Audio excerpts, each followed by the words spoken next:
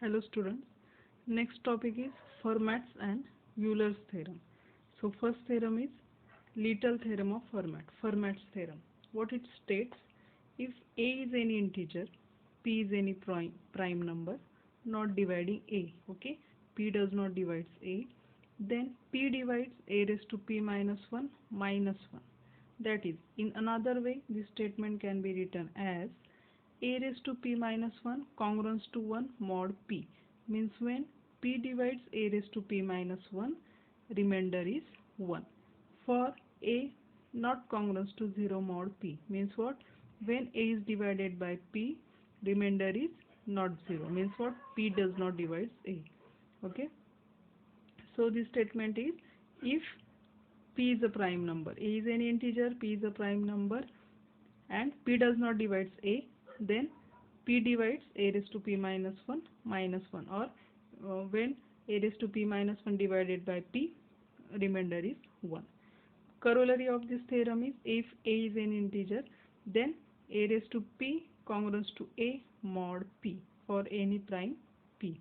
Okay, a is integer, a raised to p for any prime p, a raised to p congruence to a mod p.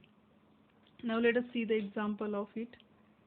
Example, compute remainder of 8 raised to 103 when divided by 13.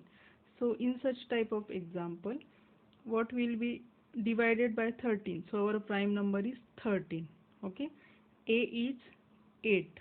This is our a. So by Fermat's theorem, here p, prime number p is 13, a is this base 8, and we know that 13 does not divide 8, p does not divide 8, 13 does not divide 8. This can be written as 8 not congruence to 0 mod 13, means when we divided 8 by 13, remainder is not 0. So by Fermat's theorem, what can we write by Fermat's theorem? A raised to p minus 1 congruence to 1 mod p. Our a is 8, so 8 raised to 13 minus 1, that is 12, congruence to 1 mod p is 13. Now what power of 8 we want? We want 8 raised to 103, and here we get 8 raised to 12. So how much power should we take that we reach close to 103? So we can take 8th power. So take the 8th power on both hand side. So 8 raised to 12 raised to 8 congruence to 1 raised to 8 mod 13. So it is 8 raised to 96 congruence to 1 mod 13. This is 8 raised to 96. We want 8 raised to 103, means it is less 7. Okay, so again we take 8 raised to 7th power and calculate what is the remainder when 8 raised to 7 is divided by 13. So that remainder is 5. Next we combine this equation 1 and 2. So for combining, what we will do? We will do multiplication of these two congruences. So first is 8 raised to 96 into 8 raised to 7 congruence to 1 into 5 mod 13. So base same. So by property of indices, addition of this 96 plus 7, that is 8 raised to 103 congruence to 5 mod 13. What it means? When 8 raised to 103 divided by 13, remainder is 5. So our question was, we have to compute remainder of 8 raised to 103 when divided by 13. Okay. So we get answer here. So the remainder is 5. Next example, show that 2 raised to 11,213 minus 1 is not divisible by 11. So in this we will take a as 2, let a is equal to 2, our prime is 11, and we know that 11 does not divide 2, that is p does not divide a. We can write it as a is not congruence to 0 mod p, because 2 does not congruence to 0 mod 11. What it means? When 2 divided by 11, we do not get 0. Therefore we can use Fermat's theorem here. By Fermat's theorem, a raised to p minus 1, that is 2 raised to p minus 1 is 10 congruence to 1 mod p is 11. Okay, now what power of 2 we want? We want 2 raised to 11,213. So we take, which is, so take this power such that we close near to this number. So we can take it as 1121. Okay, take this power on both hand side. So we get here 2 raised to 11,210 congruous to 1 mod 11. Let us give it equation 1. Now here is 11,213, here is 11,210, means we require the power 2 raised to 3 again. So here we take, what is the remainder when 2 cube is divided by 11? So we take 2 raised to 3, that is nothing but 8. So we write 8 here, 8 mod 11. In next step, we will do multiplication of 1 and 2. So in that multiplication, this is 2 raised to 11,213 congruence to 1 into 8, that is 8 mod 11. What we want? We want this number minus 1. So we subtract 1 from both hand side, mod 11. So here we get 7. What it means?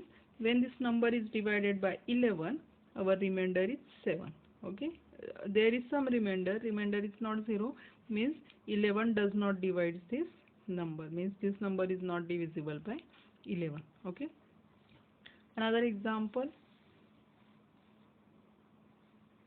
show that for every integer n, the number n raised to 33 minus n is divisible by 15.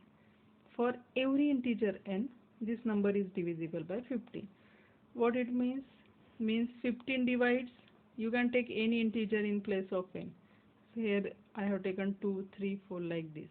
Now we have to show this number divisible by 15. 15 can be written as 5 into 3, where 5 and 3 both are prime numbers. So we will use Fermat's theorem here.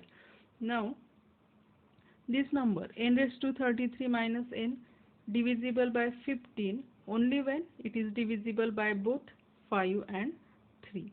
Again, note that n raised to 33 minus n can be written as, we can take n common, n raised to 32 minus 1. Now let us show that this number is divisible by 3, and then we will show this number is divisible by 5. So to show this number is divisible by 3, so that is first case. Suppose 3 divides n, then definitely 3 will divide this product. But if 3 does not divide n, then we use Fermat's theorem.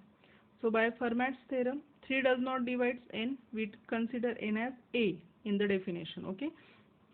So here our a is n. So by Fermat's theorem, a raised to means n raised to p minus 1. P is 3.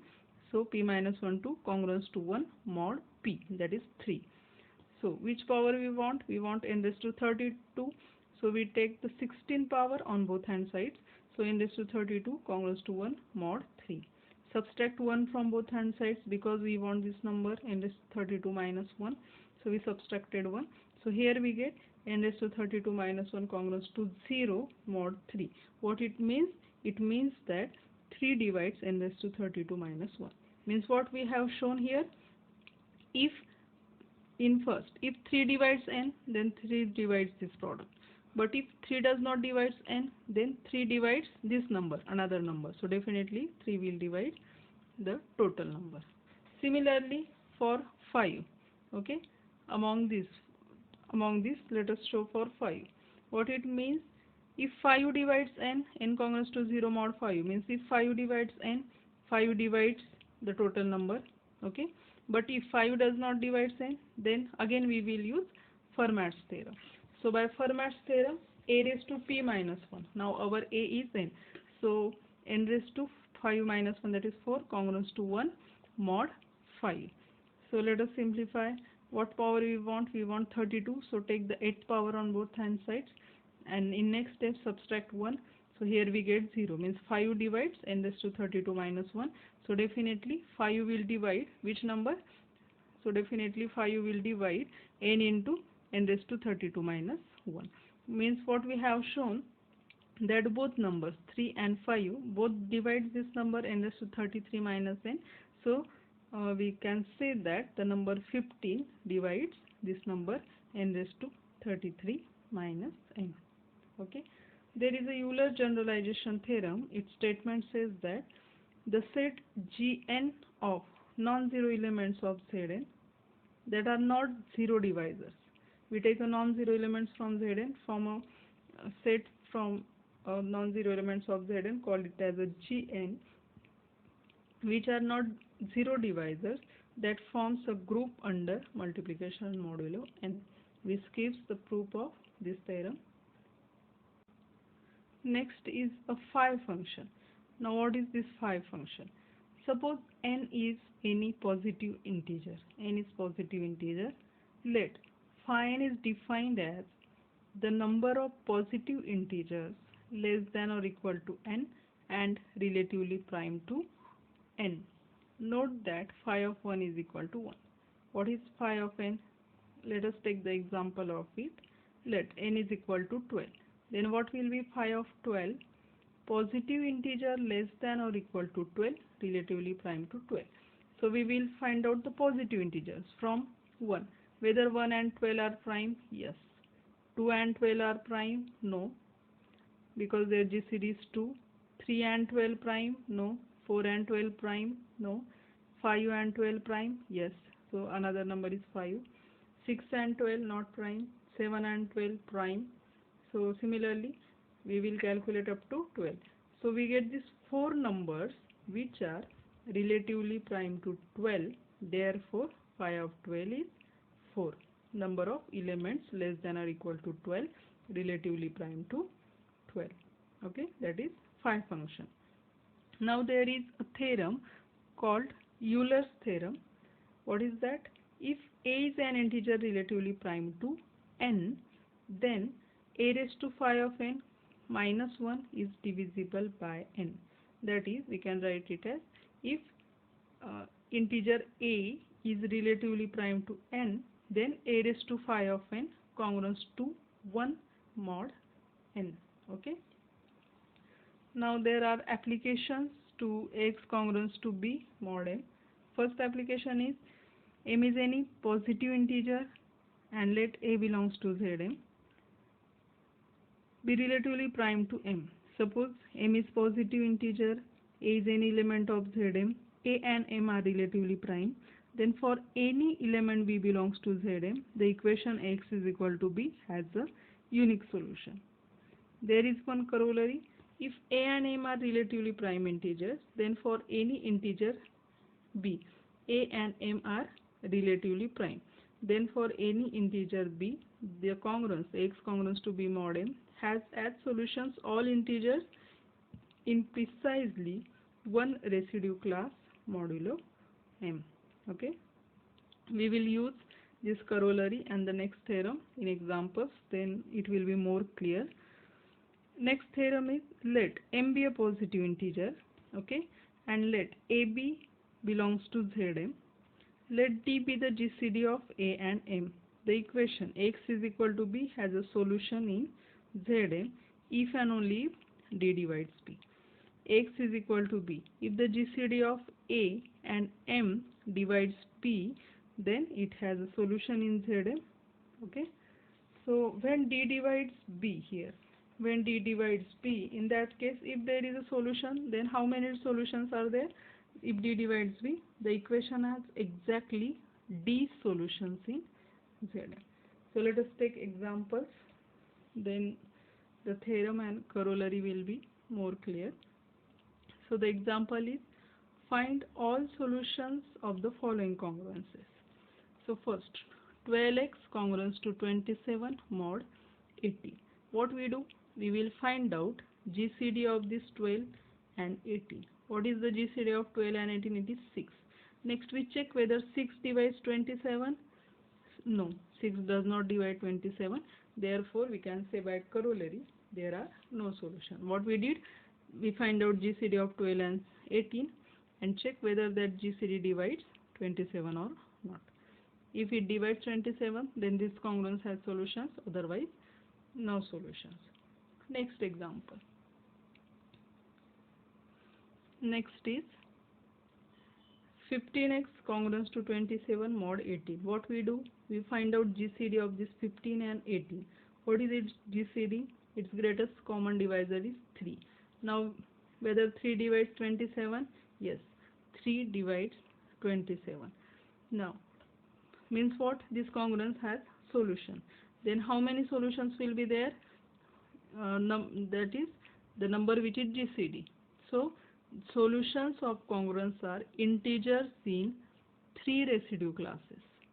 Solutions of this congruence are integers in 3 residue classes because GCD is 3. Now let us find out that solution. So what we do? We divide the congruence by 3. So what we get? Divided by 3 we get 5x congruence to 9 mod 6, and we will solve it. So solving this congruence is same as solving the equation 5x is equal to 9 means 3 in Z6. So it is same as 5x is equal to 3 in Z6. So we will solve it. So for solving, pre-multiply it by 5 inverse. So 5x is equal to 5 inverse into 3. Now what is here? 5 inverse into 5, it will be 1, that is x. In this side, what is 5 inverse? In Z6, 5 inverse is 5 because 5 into 5, 25, which is equal to 1 in Z6. So 5 inverse is 5. So x is equal to 5 into 3, that is 15, which is 3 in Z6. So what we get? X, we get x as 3. Therefore solutions are, now how to write the solution? First solution is 3. So we will write 3 plus 18z. Okay, 3 plus 18z. Next solution, add 6 here. Why 6? After it is in, we find out it is in Z6. Okay, so remember like this. So we add 6 here, again we add 6, and here 18z. So, and we will find out this is a set of integers, set of these integers, set of all these. Means what? All these numbers are solutions of this given congruence. Let us solve another example. 2x congruence to 6 mod 4.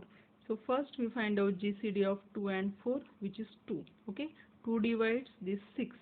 So given congruence, so there are solutions for it, and solutions are, what is GCD? 2.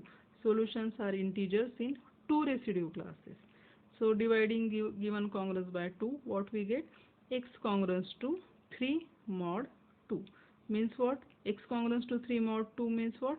That is x is equal to 1. It is 3 means 1 in Z2. That is x is equal to 1 in Z2. So solutions are, one solution is, now it is 1. So 1 plus 4z, and another solution is, we add 2 here. So 1 plus 2, that is 3 plus 4z. So these are 2 solutions of given congruences. We can write the sets of all these 2 classes. Okay.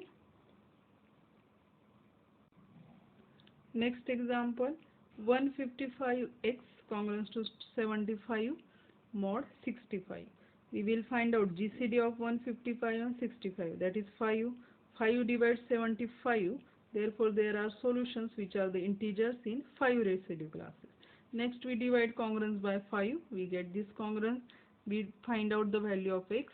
Okay, by pre-multiplying by 31 inverse. 31 inverse in Z13 is 8. Why? Because 31 into 8 gives 1 in Z13. So 31 inverse is 8 here. So we will write out x is equal to 8 into 15, that is 120, which is 3 in Z13. So there are solutions. First solution is 3. 3 plus 65 is z, comma. We add 13 everywhere. So 3 plus 13, 16 plus 13, like this. And how many solutions? GCD, that is 5. So there are total these 5 sets. Next example, 36x congruence to 15 mod 24. GCD of 36 and 24 is 12, but 12 does not divide 15, so this congruence has no solution. Another, GCD of 39 and 9 is 3. 3 does not divide 125, so this congruence has no solution. Another example, GCD of 39 and 130 is 13. 13 divides 57, so there are solutions. How many? So there are total 13 solutions of residue classes. So let us find out. So first of all, dividing this congruence by 13, we get this. Then pre-multiplying by 3 inverse, we get the value of x here. 3 inverse. What is 3 inverse in Z10? 3 inverse in Z10 is 7, because 7 into 3 is 21, which is 1 in Z10. Okay, so here 3 inverse is 7. Okay, so x is 28 in Z10 means x is 8 in Z10. So one solution is 8 plus 130 Z. Another, we will add 10 everywhere, and there are total how many solutions? There are total 13 solutions. Next example, use Euler generalization of Fermat's theorem to find the remainder of 7 raised to 1000 when divided by 24. So here we have to use Euler generalization of Fermat's theorem. What was that? A raised to 5 of n congruence to 1 mod n, where a and n are relatively prime. So what is our a here? In solution, a is 7, n is 24, a is 7 and 24, and these both a and n, 7 and 24, are relatively prime. Therefore, by Euler generalization of Fermat's theorem, a raised to 5n congruence to 1 mod n, that is 7 raised to 5 of 24 congruence to 1 mod 24. So we need to find out 5 of 24, means number of integers less than or equal to 24 relatively prime to 24. So that integers are 1, 5, 7, 11, 13, 17, 19, 23. All these are relatively prime to 24. And how many are these? Total 8. So 5 of 24 is equal to 8. So this equation 1 becomes 7 raised to 8 congruence to 1 mod 24. What power of 7 we want? 1000. So we will take 7 raised to 8 raised to 125. So we will take 125 power to both hand sides. So here we get 7 raised to 1000 congruence to 1 mod 24. Therefore, when this number 7 raised to 1000 divided by 24, we get the remainder as 1.